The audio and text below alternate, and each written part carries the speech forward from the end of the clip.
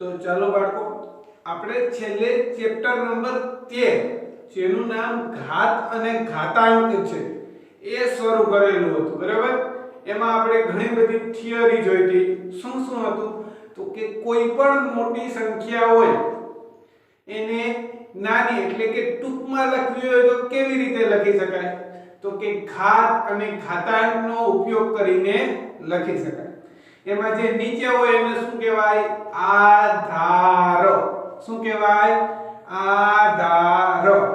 અને જે ઉપર ઓલું બેઠું હોય એને શું કહેવાય ઘાતાંક। પછી શું જોયું તો આપણે તો કે કોઈ પણ સંખ્યાનું ઘાતાંકીય સ્વરૂપ જોયું હતું બરોબર। એ ઘાતાંકીય સ્વરૂપ હોય તો એમાં આધાર કોઈ પણ સંખ્યા હોઈ શકે। આધાર કોઈ પણ સંખ્યા હોઈ શકે એટલે કે ધન પૂર્ણાંક હોઈ શકે ઋણ પૂર્ણાંક પણ હોઈ શકે બરોબર। એ જોયું હતું। હવે એના પછી આવે છે સ્વાધ્યાય 13.1 એમાં એક્ઝામ્પલ 1 શું કહે છે કિંમત શોધો। શું કહે છે કિંમત શોધો।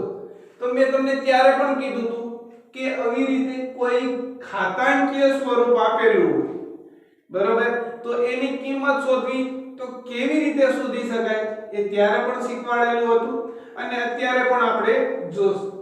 તો એમાં પહેલો દાખલો શું છે 2 ની 6 ઘાત। 2 ની 6 ઘાત કેવી રીતે વચાશે 2 ની 6 ઘાત। તો થોડુંક રિવિઝન પણ સાથે સાથે કરતા જઈએ। 2 ની 6 ઘાતમાં આધાર શું છે આધાર શું છે 2 અને ઘાતાંક શું છે 6 બરાબર। નીચે જે હોય એ શું હોય આધાર અને ઉપર જે બેઠો હોય એ શું હોય ઘાતાંક બરાબર। હવે 2 ની 6 ઘાત એટલે એનો ગુજરાતી ભાષામાં આપણે અનુવાદ કરવો હોય તો શું બોલી શકાય તો કે 2 નો 6 વખત ગુણાકાર।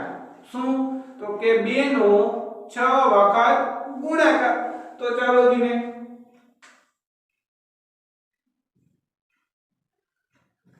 2 નો 6 વખત ગુણાકાર કરો એટલે શું થાય તો કે 2 ગુણ્યા 2 ગુણ્યા 2 એને ગુણ્યા 2 એને ગુણ્યા 2 એને ગુણ્યા 2 1 2 3 4 5 6 થઈ ગયો 2 નો 6 વખત ગુણાકાર। હવે ગુણાકાર કરી જોવો જીને તો કે 2 ગુણ્યા 2 કરો તો કેટલા થશે 4 2 ગુણ્યા 2 કરો તો કેટલા થાય 4 એને ગુણ્યા 2 કરો તો 8 એને ગુણ્યા 2 કરો તો 16 એને ગુણ્યા 2 કરો તો 32 અને એને ગુણ્યા 2 કરો તો કેટલા થઈ જશે 64 કેટલા થઈ જશે 64। આમ 2 ની 6 ઘાત બરાબર શું થશે જવાબ 64। હવે એવી જ રીતે બીજો દાખલો છે શું આપેલું છે 9 ની 3 ઘાત।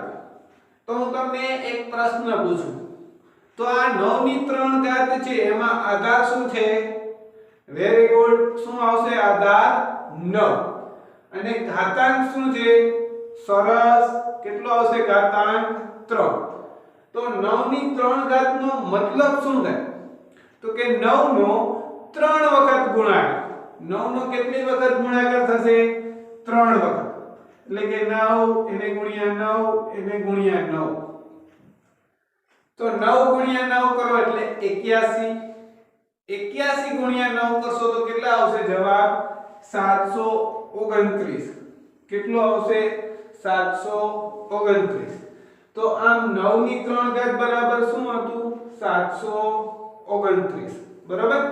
હવે એના પછી ત્રીજો એક્ઝામ્પલ શું આપેલું છે 11 નો વર્ગ અથવા તો 11 ની 2 ઘાત।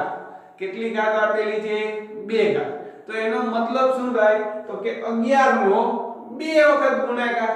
શું થશે મતલબ 11 નો 2 વખત ગુણાકાર એટલે કે 11 એને ગુણ્યા 11 તો 11 ગુણ્યા 11 લખો તો કેવી રીતે લખી શકાય તો કે ગુણાકાર કરો ને તો 121 થશે। કેટલો થશે ગુણાકાર એનો 121। હવે મેં તમને એ પણ કીધું હતું કે જો અહીંયા 2 લખેલા હોય તો એને સ્પેશિયલ નામ આપવામાં આવેલું છે। શું આપવામાં આવેલું છે વર્ગ। શું આપવામાં આવેલું છે વર્ગ। અને એવી જ રીતે જો અહીંયા 3 લખેલા હોય તો એને પણ એક સ્પેશિયલ નામ આપવામાં આવેલું લખવાનું છે શું ઘન શું ઘન તો આને શું બચાશે 11 નો વર્ગ અથવા 11 ની 2 ઘાત એવી રીતે 9 નો ઘન અથવા 9 ની 3 ઘાત હવે આના પર જેવો જ એક્ઝામ્પલ ચોથો છે એ દાખલો હોમવર્કમાં એના પછી એક્ઝામ્પલ નંબર 2 શું કહે છે તો કે નીચે દર્શાવેલ સ્વરૂપને ઘાત સ્વરૂપે લખો બરાબર નીચે જે સ્વરૂપ દર્શાવ્યા છે એને આપણે ઘાત સ્વરૂપે લખવાનું છે કયા સ્વરૂપે લખવાનું ઘાત સ્વરૂપે તો અહીંયા જો દીને 6 નો કેટલી વખત ગુણાકાર છે તો કે સાહેબ ગણવું પડે 1 2 3 4 6 નો કેટલી વખત ગુણાકાર છે 4 વખત તો કેવી રીતે લખી શકાશે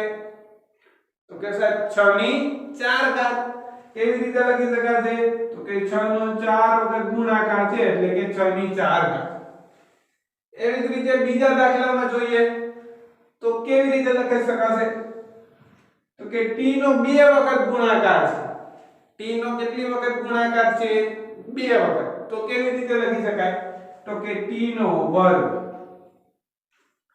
કેવી રીતે લખી શકાશે t નો વર્ગ એવી જ રીતે b છે એનો કેટલી વખત ગુણાકાર છે તો કે b નો 4 વખત ગુણાકાર છે કેટલી વખત 4 તો શું લખી શકાય b ની 4 ઘાત શું લખી શકાશે b ની 4 ઘાત એવી જ રીતે અહીંયા તમે જોશો ને તો અહીં 5 નો 2 વખત ગુણાકાર છે અને 7 નો 3 વખત ગુણાકાર છે બરાબર તો 5 નો 2 વખત ગુણાકાર હોય તો કેવી રીતે લખી શકાય તો કે 5 નો વર્ગ એને વચ્ચે ગુણ્યાની નિશાની ગુણ્યા 7 નો કેટલી વખત ગુણાકાર છે તો કે 7 નો 3 વખત ગુણાકાર એટલે કે 7 ની 3 ઘાત અથવા તો 7 નો ઘન અને બોલવું હોય તો કેવી રીતે બોલાય એ પણ મેં તમને શીખવાડેલું કેવી રીતે 5 નો વર્ગ 7 નો ઘન 5 નો વર્ગ 7 નો ઘન એવી જ રીતે આ એક્ઝામ્પલ હોય તો કે 2 નો કેટલી વખત ગુણાકાર છે 2 વખત તો 2 નો વર્ગ એને ગુણ્યા a નો કેટલી વખત ગુણાકાર છે તો કે a નો પણ 2 વખત ગુણાકાર છે તો a નો વર્ગ બરાબર એવી જ રીતે આ જે રકમ છે એને મારે ઘાત સ્વરૂપે લખવું હોય તો કેવી રીતે લખી શકાય તો કે a નો કેટલી વખત ગુણાકાર 1 2 3 તો a નો 3 વખત ગુણાકાર એટલે કે a નો ઘન એને ગુણ્યા c નો કેટલી વખત ગુણાકાર તો કે 1 2 3 4 તો c ની 4 ઘાત અને એને ગુણ્યા d એક જ વખત છે એટલે d ની 1 ઘાત શું d ની 1 ઘાત અહીં તો મેં 1 ઘાત લખેલી છે બરોબર કદાચ આવું હોય ને તો પણ તમારે શું સમજવાનું કે d ની 1 ઘાત છે શું d ની 1 ઘાત છે તો શું હતું તો કે આ તમને જે સ્વરૂપ આપેલા હતા એને આપણે જો ઘાત સ્વરૂપે દર્શાવી દીધા બરોબર તો આ તો એક્ઝામ્પલ નંબર 2 હવે એના પછી એક્ઝામ્પલ નંબર 3 માં એક આપણે વ્યાખ્યાની જરૂર પડશે અવિભાજ્ય સંખ્યા બરોબર કેવી સંખ્યા તો કે અવિભાજ્ય સંખ્યા એની જરૂર પડશે તો એ તમને તો પેલા કહી દો કે શું છે તમે ધોરણ 6 માં તો આ વ્યાખ્યા ભણી ગયા છો છતાં પણ કોઈ વિદ્યાર્થીને ભૂલાઈ ગયો હોય તો અવિભાજ્ય સંખ્યા એટલે શું એ કહી દો તો અવિભાજ્ય સંખ્યા એટલે શું તો કે જે સંખ્યાને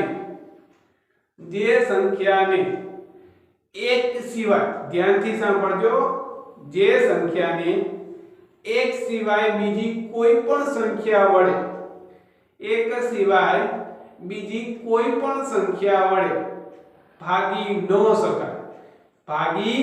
ન શકાય તેવી સંખ્યાને શું કહેવામાં આવે છે અવિભાજ્ય સંખ્યા જે સંખ્યાને એક સિવાય બીજી કોઈ પણ સંખ્યા વડે ભાગી ન શકાય તેવી સંખ્યાને શું કહેવાય? અવિભાજ્ય સંખ્યા. તો અહીં વ્યાખ્યા પહેલા લખું છું પછી સમજાવું છું. બે સંખ્યાને એક સિવાય બીજી કોઈ પણ સંખ્યા વડે ભાગી ન શકાય તો તેવી સંખ્યાને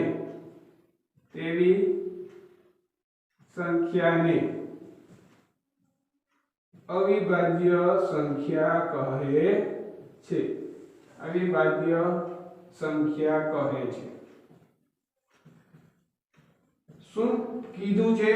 તો કે કોઈ પણ સંખ્યા હોય એને એક સિવાય, બરોબર, એક વડે ભાગો તો ચાલે પણ એક સિવાય બીજી કોઈ પણ સંખ્યા વડે ભાગી ન શકાય, બરોબર.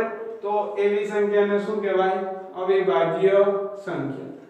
તો તમને કહી દો તો કે આપણે વાત કરીએ ખાલી નેચરલ નંબર એટલે કે પ્રાકૃતિક સંખ્યા.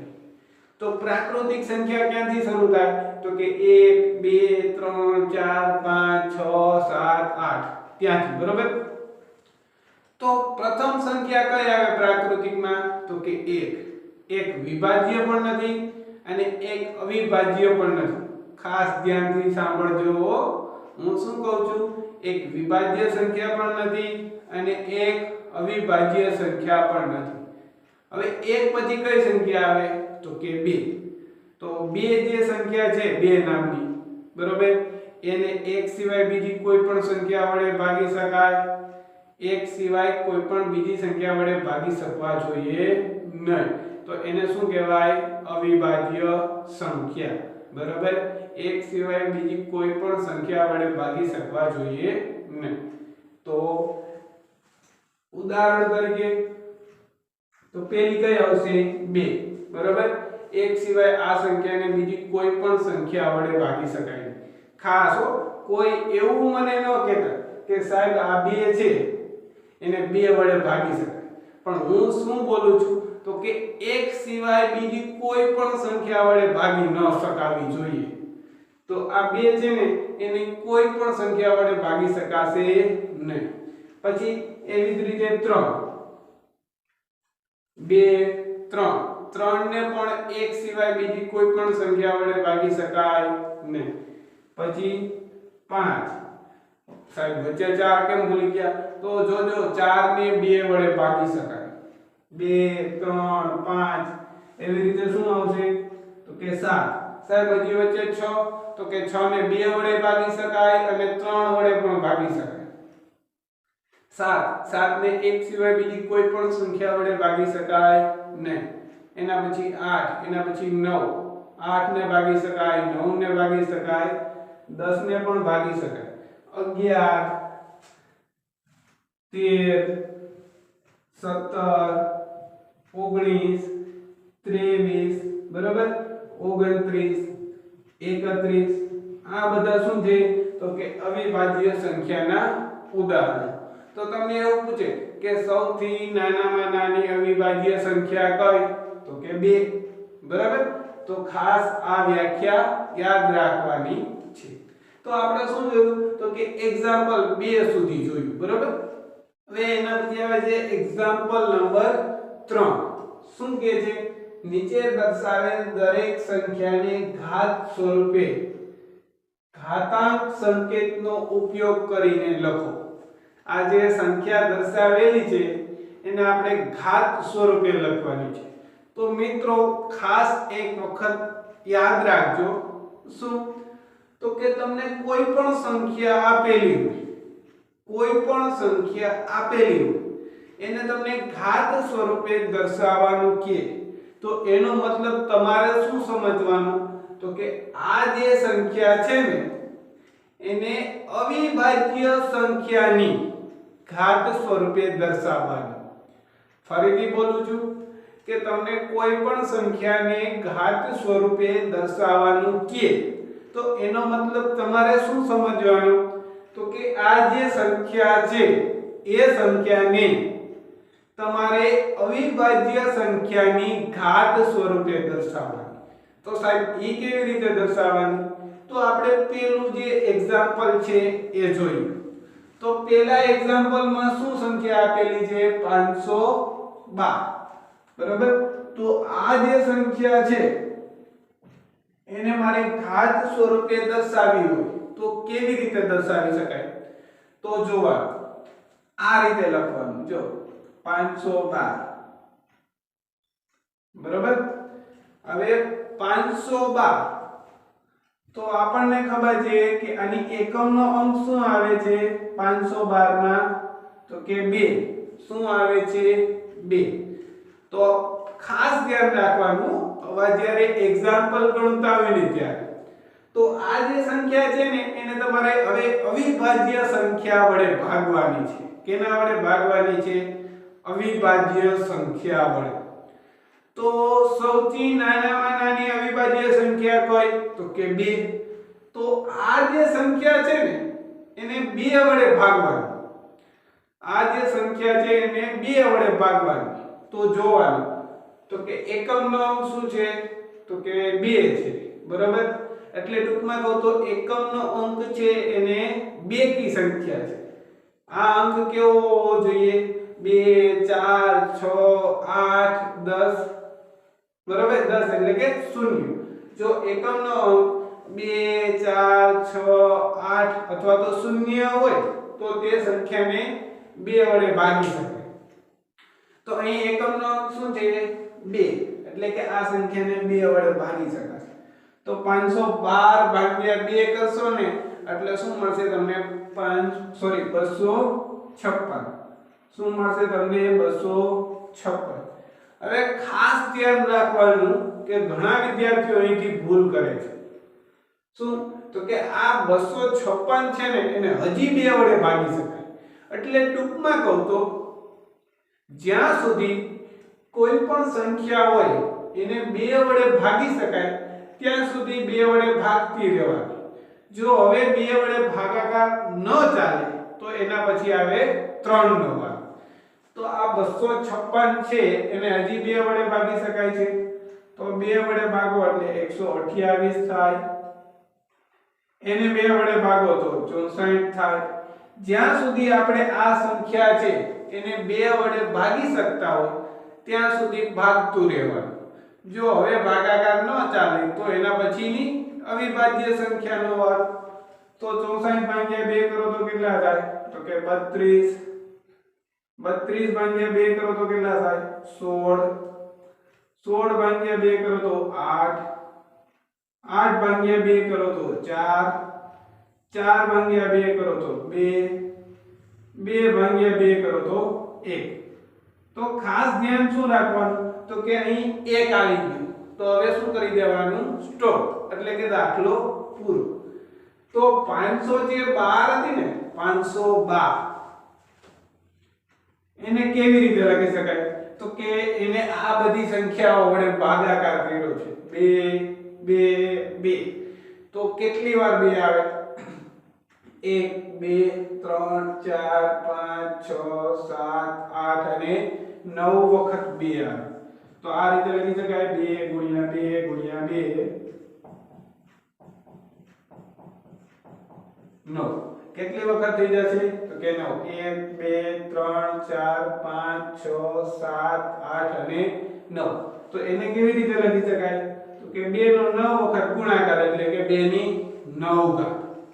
તો આ જે સંખ્યા હતી એને આપણે ઘાતાંક સ્વરૂપે લખી નાખી. બરાબર. આ તો એક્ઝામ્પલ નંબર 1. હવે એના જેવો જ બીજો દાખલો શું કહે છે? તો કે 343 જે સંખ્યા છે એને ઘાત સ્વરૂપે લખો. તો મેં તમને કીધું એ પ્રમાણે શું? તો કે કોઈ પણ સંખ્યાને ઘાત સ્વરૂપે લખવી એટલે શું? તો કે અવિભાજ્ય સંખ્યાની ઘાત સ્વરૂપે લખવાની. તો આપણને ખબર તો હોવી જોઈએ ને કે આ સંખ્યાને અવિભાજ્ય સંખ્યાના ગુણાકારમાં કેવી રીતે લખી શકાય? તો કે આવી રીતે પહેલા તો ભાગાકાર કરવો પડે. હવે સૌથી નાની અવિભાજ્ય સંખ્યા કઈ? 2. તો જોવાનું 2 વડે ભાગાકાર ચાલે તો કે નો ચાલે, કારણ કે આ સંખ્યા એકી છે એટલે 2 વડે ચાલશે નહીં. તો એના પછી 3 વડે, કેના વડે? 3 વડે. તો જોવાનું કે આ જે સંખ્યા છે એને 3 વડે ભાગી શકાય તો કે આ 3 વડે ભાગી શકાય તો કે નહીં. 3 વડે પણ આ સંખ્યાને નહીં ભાગી શકાય. બરાબર? તો 3 પછીની અવિભાજ્ય સંખ્યા કઈ આવે તો કે 5. તો આ સંખ્યાને 5 વડે તો કે એ વડે પણ ન ભાગી શકાય. સાહેબ એ ખબર કેવી રીતે પડે? તો દીકરાઓ તમે ધોરણ 6 માં વિભાજ્યતાની ચાવી વિશે ભણી ગયા છો. કેના વિશે? વિભાજ્યતાની ચાવી વિશે ભણી ગયા છો. હજી તમારી પાસે બુક હોય તો જોજો કે કોઈ પણ સંખ્યાને કેના વડે ભાગી શકાય એના માટે ચાવી ખબર હોવી જોઈએ. એટલે આ સંખ્યાને પણ 5 વડે ભાગી શકાય નહીં. આ જે સંખ્યા છે એને 7 વડે ભાગી શકાય. કેટલા વડે? 7 વડે. અને 7 વડે ભાગો તો જવાબ કેટલો આવશે? 49. કેટલો આવશે જવાબ? 49. હજી આ જે સંખ્યા છે એને હજી 7 વડે ભાગી શકાય. બરાબર? અહીંયા જવાબ છેલ્લે 1 આવી ગયો તો હવે પૂરું. તો 343 ને કઈ રીતે લખી શકાય તો કે 7 નો 3 વખત ગુણાકાર.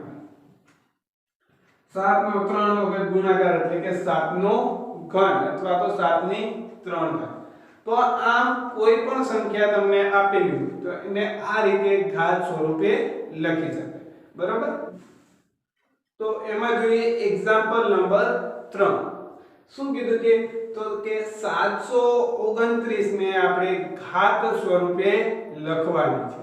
તો આમાં પણ એ જ રીતે તો જોવાનું આ સંખ્યા કઈ છે તો કે એકી સંખ્યા. સંખ્યા કઈ છે?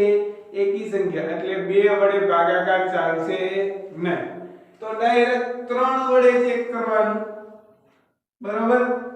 તો 729 ને 3 વડે ભાગો જીને. 729 ને 3 વડે ભાગો જીને શું જવાબ આવે છે તો કે સાહેબ 729 ને 3 વડે નિશેષ ભાગવાના છે. નિશેષ એટલે શું તો કે શેષ શૂન્ય મળવી જોઈએ. તો 729 ને 3 વડે ભાગશો એટલે જવાબ આવશે 243.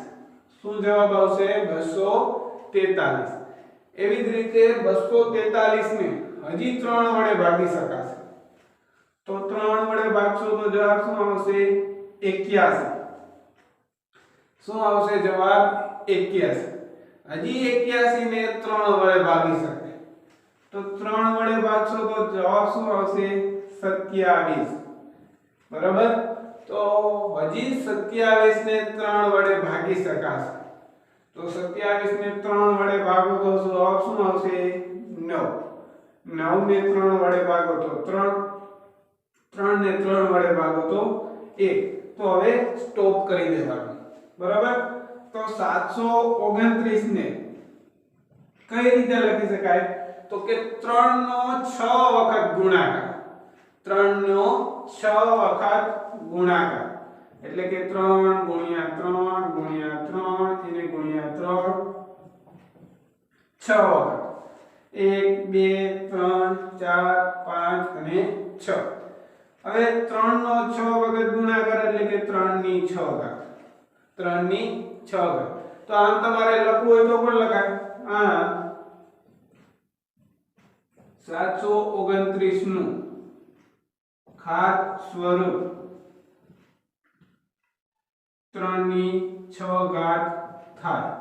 બરાબર? આ લખવું હોય તો પણ લખાય. તો આ તો એક્ઝામ્પલ નંબર 3. એના પછી એના જેવો એક્ઝામ્પલ નંબર 4.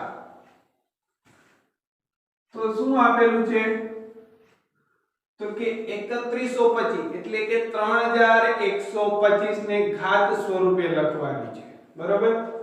તો ઘાત સ્વરૂપે લખવા માટે તમને એક તો નિયમ ખબર હોવો જોઈએ. શું? તો કે આ જે સંખ્યા છે એને સૌથી નાનામાં નાની અવિભાજ્ય સંખ્યા વડે પહેલા ભાગવાની ટ્રાય કરવાની. તો સૌથી નાનામાં નાની અવિભાજ્ય સંખ્યા કઈ તો કે 2. તો આ એકી સંખ્યા છે એટલે 2 વડે ભાગાકાર ચાલે નહીં. તો એના પછીની અવિભાજ્ય સંખ્યા જોઈએ તો 2 પછીની અવિભાજ્ય સંખ્યા કઈ આવે 3. તો 3125 એને પણ 3 વડે નિશેષ ભાગી શકાશે નહીં. હું નિશેષ નામનો શબ્દ ઉપયોગ કરું છું. નિશેષ એટલે શું? તો કે શેષ શૂન્ય મળવી જોઈએ તો જ એ ભાગાકાર નિશેષ ભાગી શકાય એમ બોલાય. એટલે કે આ સંખ્યાને 3 વડે પણ ભાગી શકાશે નહીં. તો આ સંખ્યાને 3 પછીની અવિભાજ્ય સંખ્યા વડે ભાગાકાર કરો તો 3 પછીની અવિભાજ્ય સંખ્યા કઈ આવે તો કે 5 આવે. તો ચાલો 5 વડે ભાગાકાર કરો જીને. તો 3125 ને 5 વડે ભાગશો એટલે જવાબ શું આવશે તો કે 625. કેટલો જવાબ આવશે 625. હજી આ જે સંખ્યા છે એને 5 વડે ભાગી શકાય. કેટલા વડે 5 વડે. તો આ જે સંખ્યા છે એને 5 વડે ભાગશો એટલે જવાબ આવશે 125. કેટલો આવશે 125. હજી આ જે સંખ્યા છે એને 5 વડે ભાગી શકાય. તો 5 વડે ભાગશો એટલે જવાબ શું આવશે તો કે 25. હજી આ જે સંખ્યા છે એને 5 વડે ભાગી શકાય અને હજી 5 ને 5 વડે ભાગો તો જવાબ શું આવી જાય 1. તો આમ જે 3125 હતી સંખ્યા એને કઈ રીતે લખી શકાય તો કે 5 નો 5 વખત ગુણાકાર છે. કેટલી વખત 1 2 3 4 અને 5 વખત. 5 ગુણ્યા 5 અને ગુણ્યા 5. તો 5 નો 5 વખત ગુણાકાર એટલે કેવી રીતે લખી શકાય તો કે 5 ની 5 ઘાત. કેવી રીતે લખી શકાય 5 ની 5 ઘાત. આમ શું લખશું આમ 3125 નું ઘાત સ્વરૂપ શું થઈ જશે 5 ની 5 ઘાત. ઘાત સ્વરૂપ 5 ની 5 ઘાત થશે. બરાબર. તો આમ કોઈ પણ સંખ્યાનું ઘાત સ્વરૂપ શોધવા માટે શું કરવાનું તો કે એને પહેલા સૌથી નાનામાં નાની અવિભાજ્ય સંખ્યા વડે ભાગવાની. જો એના વડે ભાગાકાર ન ચાલે તો એના પછીની ક્રમિક અવિભાજ્ય સંખ્યા જે આવતી હોય એના વડે ભાગાકાર કરવાનો. બરાબર. તો આ હતો એક્ઝામ્પલ નંબર 3. હવે એક્ઝામ્પલ 4 થી આપણે નેક્સ્ટ વિડિયો લેક્ચરમાં જોશું. બરાબર.